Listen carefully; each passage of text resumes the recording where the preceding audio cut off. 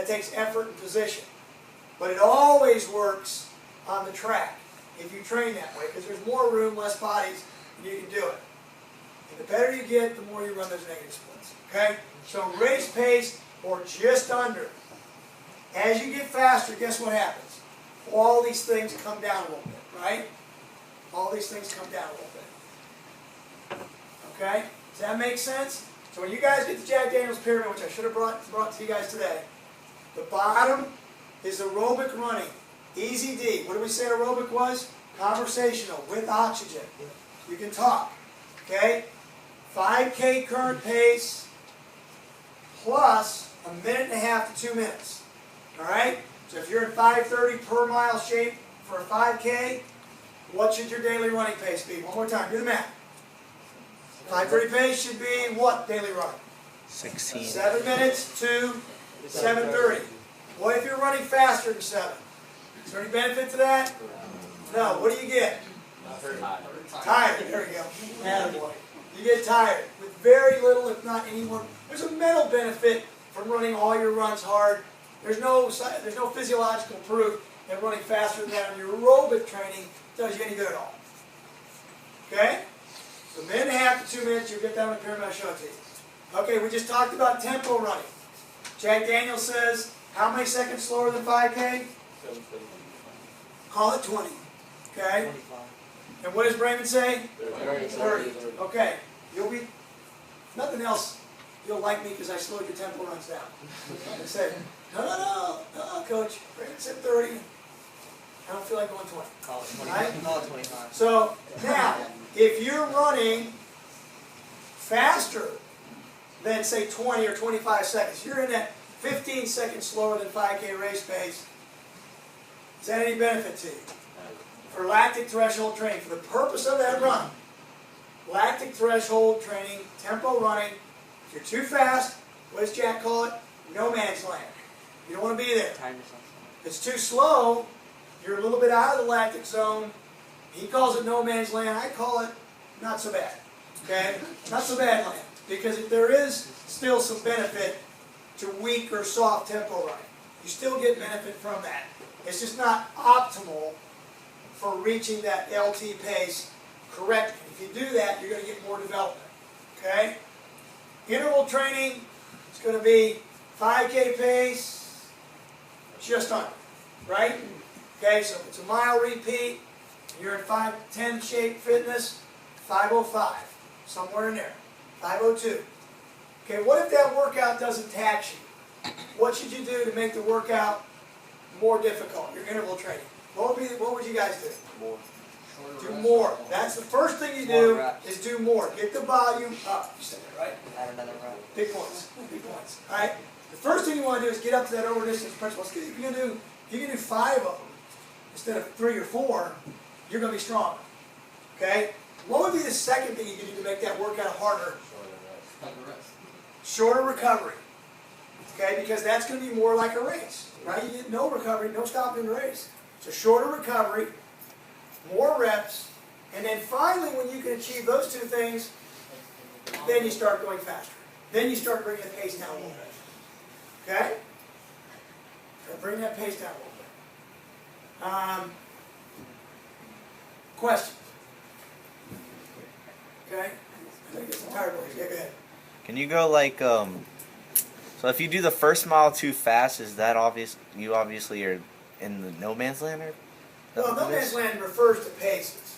Okay? In training. Racing is a whole different game. Or okay, then if you're going to go regular out run. faster than pace in a race, okay, you need to be prepared for that. So across country, we do go out too fast. I tend to go all out on the first mile. You don't want to go all out such because then you're going to be in dead man's land, not no man's land.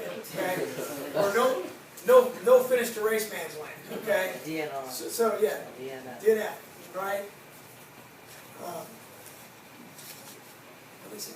LAS, last and stupid. Right? Okay. So no, but you want to be in a fast, comfortable zone. And what we said was during the race, you take off. What does your heart rate do? Explodes. Jumps right up. Jumps right up. I mean, you're going to go from standing in the start. Maybe if you get a great warm up, you know you're going to stay in that starting line for a couple minutes. what happens? Heart rate's going to get down. It won't get down to that 40 or 50. It'll get about 80. But it'll get about 80 or so. It'll get down there. It'll be going a little bit, but you'll feel like it's gone down to nothing. And the more you can time it out and get to that line to still be a little bit heart up to 70, 80, 90, 100 beats a minute, that's the best. As soon as that gun goes off, what happens? Adrenaline, everybody takes off, that heart rate goes way up. It jumps to $150 in a heartbeat. Literally. Okay? Then what happens? It shuts down. It begins, your body adapts to that stress because you've practiced it 1,000 times. It responds to it, brings the heart rate under control. You start to deal with the increased breathing, and now you become functional again. And then late in the race, if you're doing it right, it's going to get a little bit, heart rate's going to go up a little bit more because you're going to be digging in a little bit, particularly at the end of the race when you're really kicking butt. But what really happens in a longer race is you start to get the onset of lactic acid. And what you do in tempo running is you're learning to deal with that irritating fatigue. Okay? Guys, when you are doing racing for 5K cross country, I want you to think of this analogy. All right? I know you guys do stupid crap just like I do, just challenge stuff like that. Give me your best lead. All right? Now, as a kid, it was always like, who was the toughest kid in the block? And who could do this? Who could do that? All kinds of things where, you know, bet money and call each other names. What, you know, it's a guy thing, right? All right? If this is a candle, one of the little games we used to play was, who can hold her hand over the flame the longest? You look at the other guy in the face, and you watch him cry, and then you don't move your hand, even if it's melting. And you're right there, right? Okay? Think about that for a minute. It's an idiot trick. Don't do it again, please. Okay. When we're talking about long distance racing, think about the candle. Okay? It's a hot candle.